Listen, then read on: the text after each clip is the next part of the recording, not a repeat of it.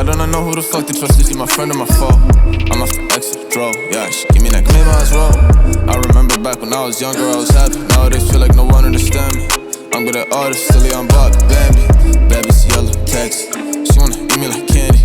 Run up the racks, track me. I run up the racks like an athlete. Big facts, you're the dick, 6 flags. Ballin' like dick, told her I love her. I ain't really mean that, yeah. Nowadays these people are funny. Remember way back. All right, so how y'all doing? It's me again. It's Rico. So what you just looked at is something that just came to my mind. Honestly, I didn't have no idea. I just like going out places and shooting stuff and see if I can make it cinematic. Because again, I am a beginner. I'm within my first year to date, and so this portion right here that I'm gonna talk about is about area selection. Now, if you've seen it here, I'm gonna step out. If you've seen this place, what would you think it'd be the point of this? Would you meet a lawyer here? Would you? No, this is normally where some grimy shit's gonna happen for the most part. And I think people need to take time, and I'm realizing this as I work and do things, as I put projects up. Location selection is rule number one. I think that's almost the most important part. Of course, camera, equipment, everything else, but if you don't have a location that makes sense for what you're doing, then it becomes very pointless, and people will turn it off just as fast just because. I mean, I just sat and watched Tubi movies that were horrible, but I love the selection, and it all made sense. Come on, follow me to this next spot. All right, so I'm glad y'all followed me to this next spot. Now look, I'm gonna give y'all an example, right? So we're gonna go right down this little alley cutway. Look a little deal. Look a little something. But I'm gonna show you something. So we shoot in log, right? So we shot in intelligent mode before, but we went straight to log right after that. And I'm gonna show you why keeping a light is handy. And also rule number 2. Please understand your settings. Please understand your iOS. Please understand what your camera's best dual ISOs are. I know I said iOS, leave me alone, but ISO, you know what I'm saying? So for what I'm using, which is the FX30, it's 800, 2500. I don't feel like running it all down, but just come on here. I'm gonna show you real quick. All right, so look, right? So where we at right now, of course, I look fine. I'm pretty sure I look okay. You know what I'm saying? I'm probably one of the most handsome cameramen you ever seen in your life. But let me explain something to you real quick. Now, where I'm at, you see it's real shady. And I had to learn this from shooting in log, because in log, you just need to be, just have an understanding of your surroundings. Now, right now, I look fine. I have my handy dandy light. And I also thought during the daytime I would never ever need a light. And I never thought it would make sense, right? But let me get some settings right. Now, I'm doing this just off of memory and doing this off of feeling like I know what I know. Now, right now, I'm fine. I'm sure you all can be seen. But now, if I allow this light onto me, I'm pretty sure you can see a slight difference in my skin tone and me being lit up.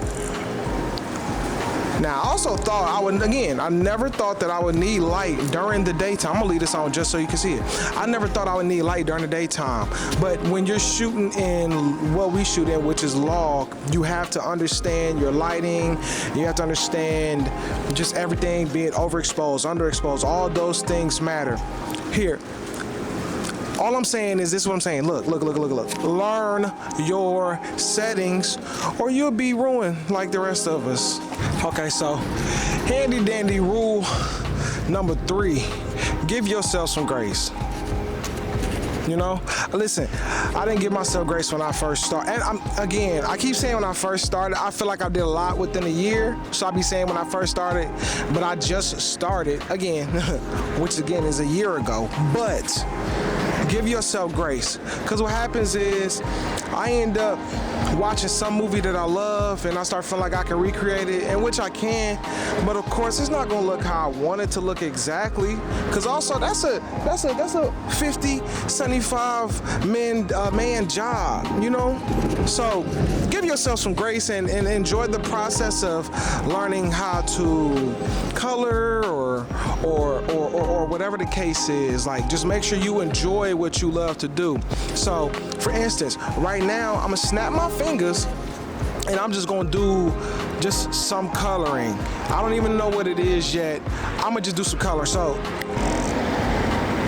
I hope that look good. I hope it does. But understand, there's processes to this. And listen, there's gonna be some colorists is gonna look at this and say, oh, you know, this and that, you know, your colors need to be a little bop. If it looks good to me, and somebody who wants to book with me or work with me loves the color, hey, colorists, hey, I don't got the money to pay you yet. I don't got the money to pay you yet. So either give me some advice or cut me some slack, man. Hey, I'm tripping. Here, we finna go to one more spot. Come on. And two, right? So I'm gonna be honest. Something I learned that even got me business is something I don't think is talked about too much, but it is, which is angles. So this angle right here will look a little better than it just being straight ahead. And I think part of it is the odds of you being at this angle to display anything is slim. Unless somebody's punching or kicking on you, which I hope that never happens to you. But the odds of that happening is slim. So I think it's just the perspective of being able to see something from this angle and it look fly. You know what I'm saying? I'm behind this building with the colors and all that.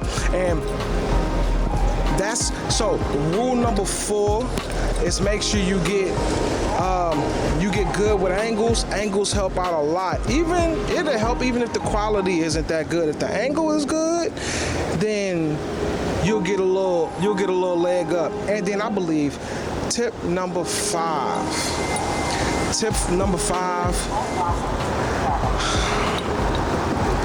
Just take your time. Just take your time. Just take your time.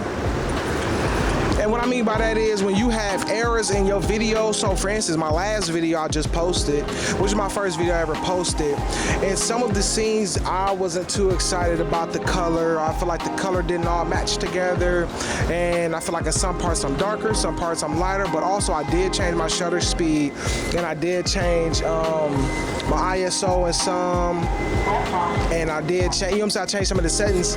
So that's on me.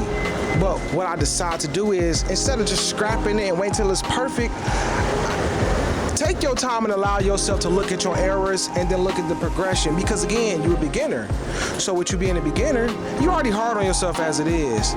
So make sure you just make the errors. When you're able to identify the errors, that's the best part. When anybody can identify where they went wrong or what don't look right, you're able to fix it. Now when you're stuck and you say, no, it looks good, it looks perfect, you'll never fix nothing. You'll never be the greater version of you.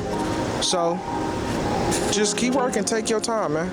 Hey, I hope y'all appreciate this video. I hope y'all get something from it.